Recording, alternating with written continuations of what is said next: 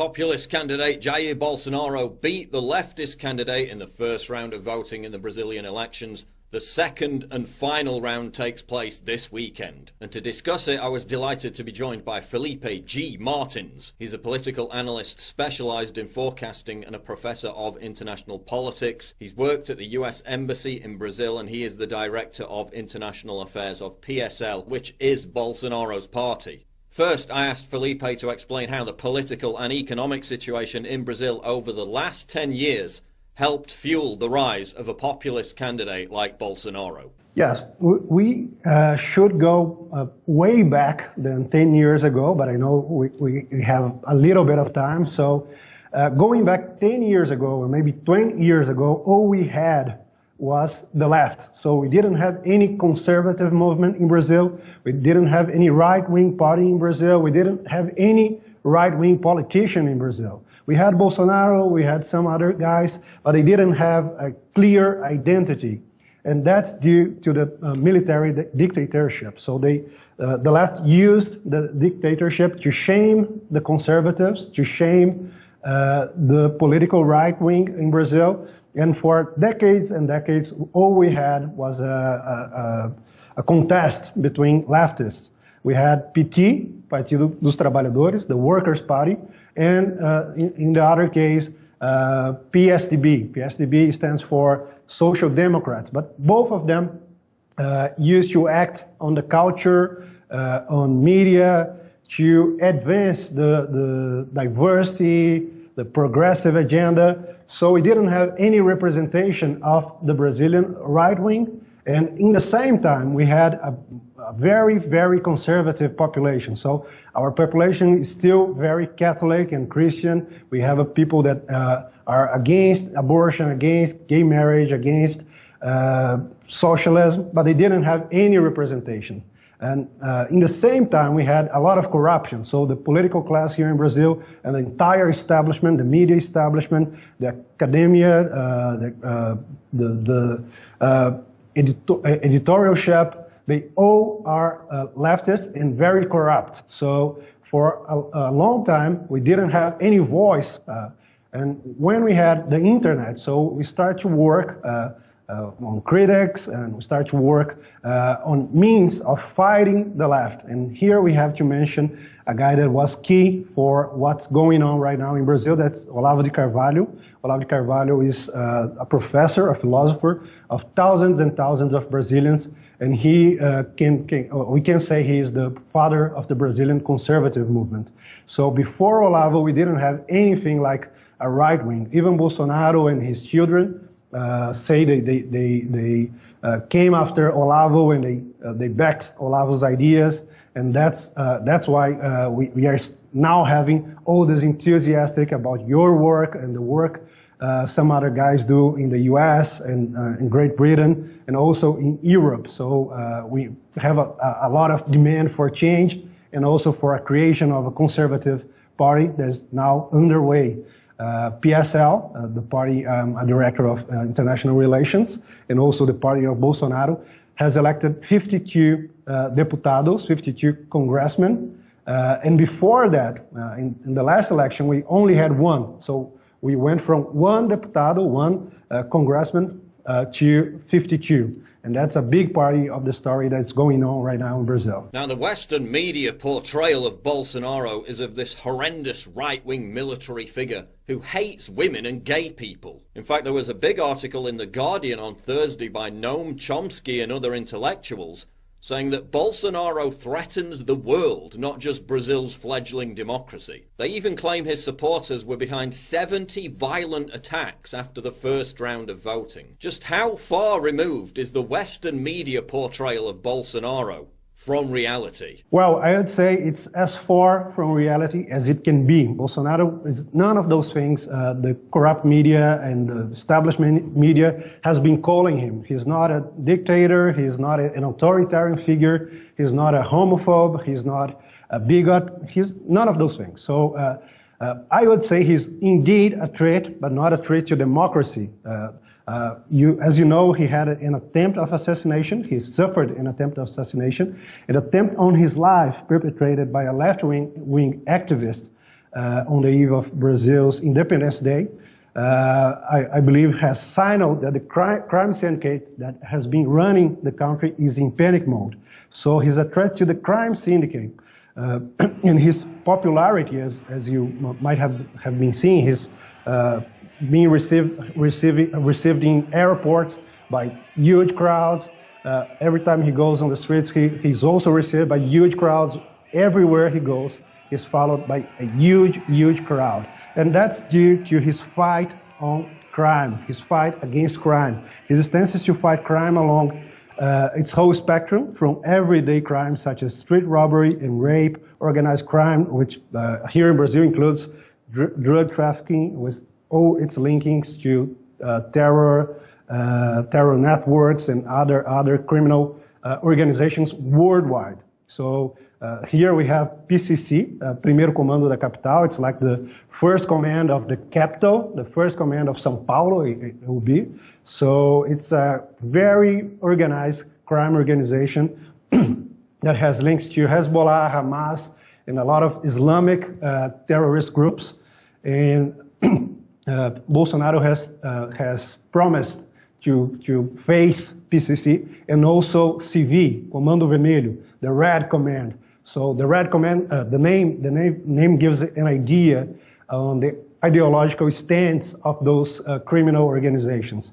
They are linked to PT, they are linked to Hezbollah, they are linked to crime worldwide, and that's why the media has saying Bolsonaro is a threat. He's not a threat to democracy, he's not a threat to minorities, he's a threat to organized crime, to the crime syndicate. Now we have this absolutely staggering statistic, 63,880 people murdered in 2017 alone in Brazil.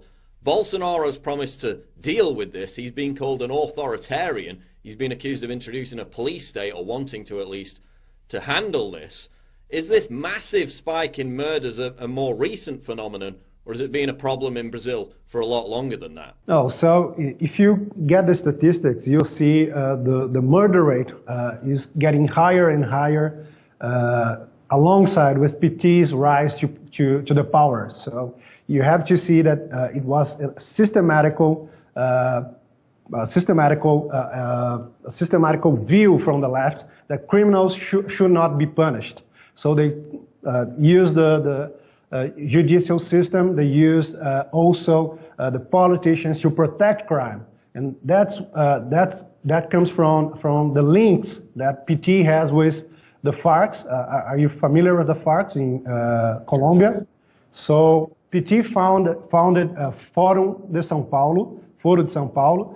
It's São Paulo's forum. It's an organization created, in the words of Lula, our former president, to build in Brazil what was lost in Brazil and Latin America, to build in Latin America what was lost in Eastern Europe. So it was built between 1991, 1992, and the idea was we need to rescue communism from what was left in the Eastern Europe.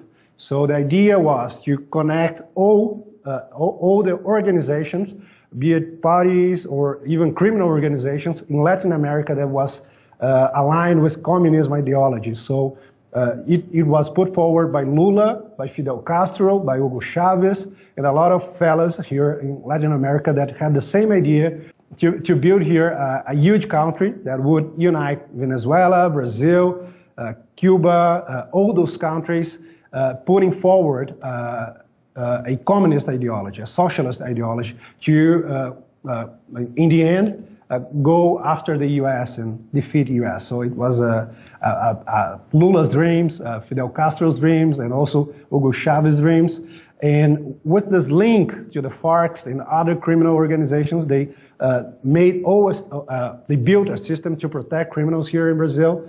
And so they got to power, and criminal murder rates, also rape, robbery, they just exploded. And that's part of why Bolsonaro is so strong and so popular here in Brazil. Now that's interesting that you mentioned the rape rate exploding and Bolsonaro having a plan to deal with that. Because of course he's portrayed in the Western media as this gross misogynist, this woman hater. In fact, there was a comment he once told a congresswoman in 2014, "I wouldn't rape you because you're not worthy of it." That was his comment. But then again, 42% of women intend to vote for him. So how do we explain this supposed portrayal of Bolsonaro as this gross misogynist when he has relatively large female support still? So starting by the declaration that he would not rape that woman because she didn't deserve it, they were actually arguing she was protecting a guy that just had raped a girl, like an entire week. The guy spent raping the girl, and then he cut her head off. And Bolsonaro was saying that that guy should go to jail, and the other congressman was saying, no, he doesn't need to go to jail. He's just a kid. He didn't know what he was doing. The guy was 17, if I'm not mistaken. And then Bolsonaro was arguing with her, and then she called him a raper. And then he said, no, I'm not a raper. And if I was a raper, I would not rape you because you don't deserve it. Now, that's an absolutely fascinating example of how the Western media completely strips out the context, because all we've seen in the Western media is this quote on its own with zero context. "I wouldn't rape you because you're not worthy of it." They don't tell you the backstory, which you just explained, that he's literally wanting to prosecute a rapist. He's responding to an insult, the congresswoman calling him a rapist, which is a far worse insult. None of that context ever appears in the Western media when they use this quote to smear Bolsonaro as this evil, woman-hating misogynist. So that's just an absolutely fascinating example of how much they hide, how they strip out context, how they strip out meaning to demonize people for these kind of comments. And on that subject of comments that maybe have been taken out of context, there's another one about minorities, which is apparently Bolsonaro said, quote, "Minorities have to bend down to the majority. The minorities should either adapt or simply vanish." He was talking about indigenous lands in the Amazon rainforest, and this is another big controversy or criticism of Bolsonaro that apparently, and Time magazine reported on this recently as well, he wants his business associates, or he wants to pave a highway through the Amazon rainforest. How accurate is that criticism? Yeah, so when he talks about minorities, he's not saying he will, that quote is very strong too. The minorities have to bend down to the majorities, but what he's saying actually also has a context. So when he say that, he said there's a basic point that no minority has a strength in its own. All its strengths come from the dominant class. What he was saying is diversity paradise is the absolute and unstoppable power of the dominant class and the perfect tyranny. What he was saying basically was the minorities here in Brazil only have power when they are backed by billionaires such as George Soros, such as some of our own billionaires here in Brazil, also by the establishment media. And what he was saying was our conservative values, the Brazilian values, needed to be respected. They need to be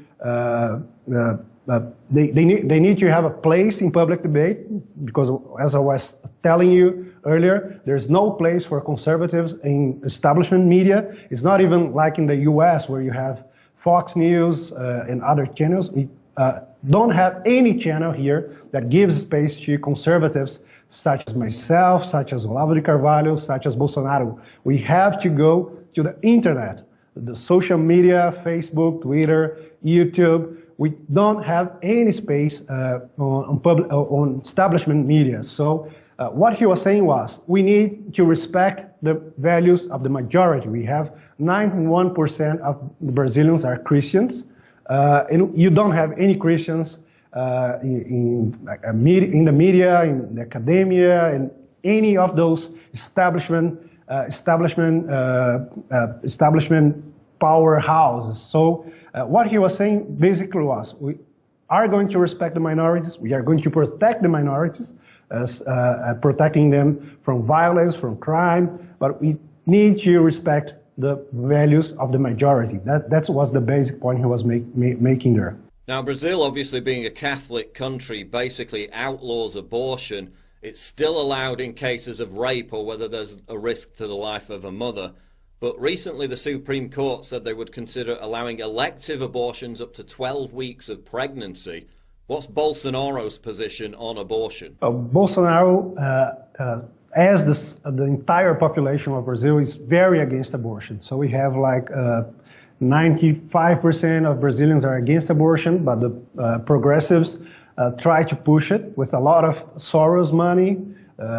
We have a big pro-life movement here in Brazil, linked to Catholics, linked also to evangelicals. But not only evangelicals and Catholics are worried about abortion here in Brazil. We have a lot of atheists, we have a lot of people that are not even doesn't even have a religion, and that are worried about abortion here in Brazil. Soros has been putting a lot of money here in Brazil, not only to push abortion, but also to push, as we call here, the gender ideology, the gender theory, pushing that on schools, pushing that on universities, pushing that on media, and we are reacting to that. That even led George Soros himself to complain about Brazil. He said, "Oh, I'm not sure what's going on in Brazil, but people there are making dangerous movements, as he called it, because he didn't make any success in pushing abortion, pushing the gender ideology, and he even complained about that." So we have some of our judges from the Supreme Court that are very linked to Soros, and they were put there just to push abortion. So they are trying to use judicial activism to approve abortion here in Brazil, to make it right for women to abort, but no one wants that here in Brazil. So we could say it's more of a globalist agenda than a Brazilian progressive agenda. Now, there's this other big controversy in Brazil, which I've read about, which is sex education for children. Obviously, I'm of the opinion children shouldn't be having any sex education, at least until the age of, 12, 13, 14. Reports that children as young as 3 and 4 have been given or taught propaganda about alternative sexual lifestyles. Tell us about this controversy. Yeah, so the perversion and the dumbing down of our kids is a big topic here in Brazil. Not only the perversion, the sexual education to children like 3 years old kids, 4-year-old kids, receiving in school what we got nicknamed here as gay kids. Bolsonaro was also very known when he was fighting the kit gay, how we call here. It was actually a set of movies that targeted children as young as 3 years old, 4 years old, and try to teach them that gay sex was okay, but not only saying that, oh, you should respect it, you should do it. So they have like cartoons showing kids how to do gay sex and things like that. So it was a big problem here. The language they used were targeted at those ages. So it was a big scandal here in Brazil. Fathers, parents went to the streets. Bolsonaro went to the Congress and made a lot of speeches, and then they canceled it, but they still push it, like hiding a lot of teachers that are aligned with the PT crowd. They take that to the classroom. And Bolsonaro has been denouncing that since forever. But it's not only the sexual education; it's also the gender education. So they try to push the idea that kids are not born women or men. They are not born male or female. They have to choose that when they reach a certain age, like 18 years old, 20 years old. So that's another big fight we have here. And also the dumbing down of our kids. If you get the statistics, we are not only killing our people, you got there, the murder rate is like 70,000 in the last year, but also we are dumbing down our kids, we are dumbing down our people, because if you get like the PISA test that tests our capacity to read, to write, to do basic operations in mathematics, we are like in the last group. So like with countries that are much more poor than we are, And that's a big problem here too. And Bolsonaro is promising to fight that too. And that's one other motive why he's also very popular here in Brazil. Now, expanding this out into the wider conservative movement in Brazil, BuzzFeed, of all people, not a right-wing organisation by any stretch of the imagination, had an article this week entitled "YouTubers Will Enter Politics, and the ones who do are probably going to win." I went on these channels of some of these YouTubers. They built up massive audiences, in one case over 2 million subscribers. Some of them have actually now moved into positions of power. This is the MBL movement and a guy called Arthur Mame Fale. They've had such massive success based off of social media and YouTube. Tell us how that happened. Okay, so that has to do with the history of the conservative movement here in Brazil. As I told you, Olavo de Carvalho was the first one to create a conservative identity for Brazilian conservatives. He was not only copying, he was not only mimetizing American conservatives, British conservatives. He was creating his studies, his ideas, and spreading these ideas among young people. A lot of them went to YouTube. A lot of them went to the streets, and MBL got in the story right there. So in 2014, we had a huge electoral fight between PT and the opposition, and the PT used a lot of dirt money, crime money, and when the elections were over, people got to the streets and started protesting, asking for Dilma Rousseff's impeachment. And one of the movements that was created there was MBL, that is Brazilian liberal Brazilian movement. So liberal here doesn't have the same meaning as the U.S. So we are talking about classical liberals. They are classical liberals. They defend free market economics. They defend the ideas of Milton Friedman and also other economists such as Mises. And MBL got in the story right there. In 2014, they created a big movement alongside with other movements such as Vem Pra Rua, Revoltados Online, and a lot of other movements that asked for Dilma's impeachment. And she got impeached like in 2016. So MBL used YouTube and the social media to channel its message. And two guys, Mamãe Falei, that is like mother, I'll tell them, that's what that means. And Kim Kataguiri got elected. They had a big vote. And I believe they are part of this larger movement. They are not part of PSL. They are not part of Bolsonaro's party. But now in the second round, they are throwing all their support behind him. But I wouldn't say they are the main characters here. Bolsonaro is surely the largest character. All his supporters, like 52 of them, got elected. We even joked that Olavo de Carvalho has been doing a lot of Google Hangouts with some of these candidates, and each one of these candidates that has done a Google Hangout with Olavo de Carvalho got elected. So YouTube and social media was a big part of what's happening here. Now, another issue impacting the Brazilian election has obviously been social media censorship. Again, Bolsonaro, an absolutely huge army on social media, on Facebook, on WhatsApp, where they're very popular in spreading their message. I call it election meddling when these big social media giants, these big corporations, ban and censor people under the justification of preventing election meddling. They're the ones actually doing it by banning these influential people. Tell us about the problems you've had, that the Bolsonaro campaign has had over this recent few weeks with social media censorship.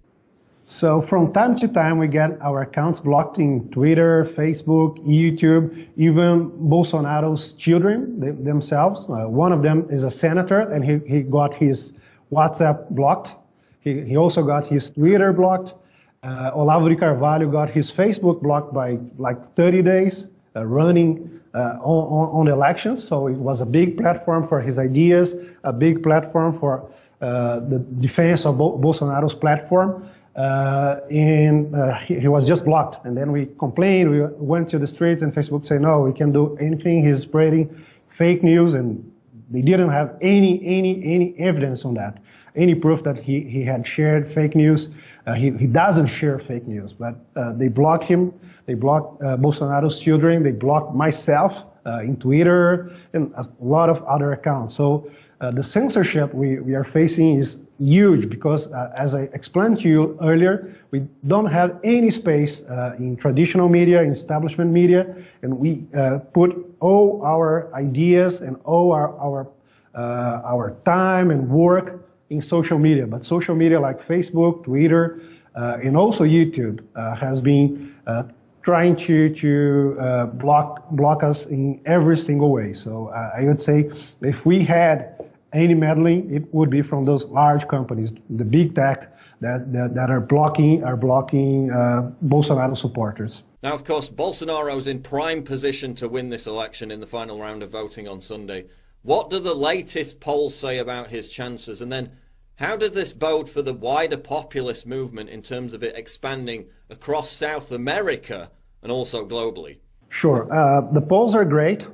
Even in the first round, Bolsonaro has said he would have won if it was not for the frauds in the digital polls. So we have a very problematic system here in Brazil. I used to work for the electoral court, so I'm very familiar with the process. It's not transparent at all. The Brazilian population doesn't trust those polls, and Bolsonaro has said, oh, if there wasn't any kind of meddling, any kind of fraud, I would have won in the first round. And we believe it's true because we have a lot of videos and other proofs that there was at some extent, some fraud. For the second round, Bolsonaro is clear the favorite. He has something like 6% against 4% of Fernando Haddad, his contender. And I believe he will win. In 2016, I wrote a piece saying the second round would be between Bolsonaro and Fernando Haddad. And people say, no, Bolsonaro won't be there. He doesn't have money, and he doesn't have money. He doesn't have a party, and he indeed doesn't have a party. He doesn't have any kind of political support, and indeed he doesn't have any kind of political support. But he still got to the second round as the big winner in the first round, and now he's in the way of winning the elections here in Brazil. About the populist movement, I would say that in Brazil, people have a problem with the populist term. Here in Brazil, populism is linked with the left, more like the demagoguery, the lies the left tells to people. But I get, so the populist movement in Brazil, in South America, and also in Europe, and I'd say in the United States, people are looking for Bolsonaro. So we get a lot of messages from people from the Lega Nord in Italy. We get messages from the Cruz crowd in Austria. We also get messages from people from UKIP, the Republican Party, the Trump movement. And here in South America, people see Brazil as a huge leader, a regional leader. And so people from Paraguay, Argentina are expecting Bolsonaro to win so we can face Venezuela, so we can face the globalists, so we can defend our national sovereignties. I would say that Brazil will try to link the South America populist movement with the American populist movement. We are trying to connect with Trump and his people. We have had meetings with Bannon and people from Breitbart. We also have had meetings with people from the Lega Nord, from Cruz, and other populist movements around the world. So I believe Brazil will be a large part of what's going on in the world right now, and Bolsonaro will have a special place in the history we are writing against globalists. Okay, we'll wrap it up there. I mean, just to finish, there's so much enthusiasm. I've never seen so much enthusiasm out of a people, out of one particular country, than I have with Brazil. Just the sheer volume of messages I get across every single platform, the sheer volume of enthusiasm that pours out of that country.